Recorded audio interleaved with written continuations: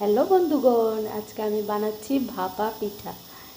ভাপা পিঠার জন্য চালের গুঁড়া করে এইভাবে চেলে নিচ্ছি, নিচে গুঁড়া পড়ছে।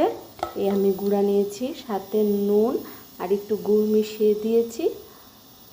তারপরে একটা কড়াইতে জল গরম করতে দিয়ে একটা স্ট্যান্ড দিয়ে, তারপরে এরপর ছাঁকনি দিয়ে সাদা কাপড় দিয়ে এইভাবে দেখো আমি ভাপা পিঠাটা দিয়ে দিয়েছি।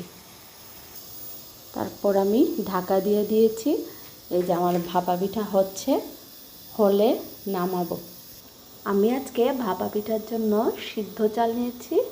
সিদ্ধ চালে গুঁড়ো করে একটু শক্ত নরম নরম এইভাবে হওয়ার জন্য, এমন গোটা হওয়ার জন্য আমি নিয়েছি একটু জল।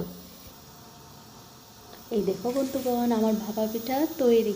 তোমরা কে কে ভালোবাসো অবশ্যই বলবে।